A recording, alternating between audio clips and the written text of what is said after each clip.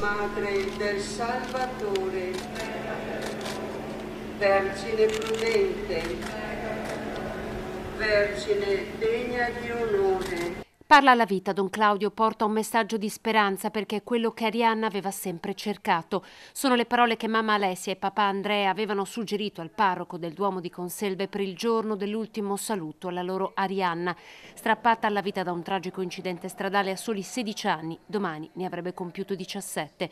In quell'auto con lei gli amici, alla guida il fidanzato, oggi straziato dal dolore. Quello che è successo quella notte lungo quella strada ha fatto calare in un istante un buio fitto. Anche la nostra lingua si ribella a quello che è successo quella notte. Dove è andata Arianna? Che ne è di lei? Esordisce così Don Claudio, la voce rotta, perché anche per lui è difficile spiegare. Accanto ai genitori ci sono gli amici che erano in auto con la ragazza. In chiesa decine tra amici, parenti, conoscenti. Tanti indossano una maglietta rosa che porta il nome e il cognome di Arianna, come se fosse un autografo. La bara è bianca come la neve, sopra una nuvola di fiori. La sedicenne indossa un vestito che avrebbe dovuto indossare ad una festa. Ricorda il parroco il suo senso del dovere, la dedizione per lo studio, i suoi progetti, il Grest. Arianna voleva diventare un'educatrice di scuola primaria. Alessia, Andrea, non abbiate paura.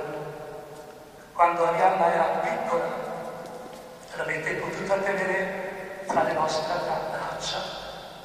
Ora è Dio che la tiene in braccio.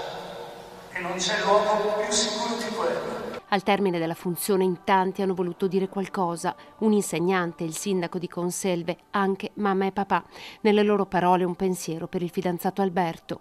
Proteggi il tuo petto, che è saputo prenderti per mano e farti conoscere l'amore vero e spensierato. Le offerte raccolte durante la funzione saranno devolute alla missione di Padre Angelo in Kenya.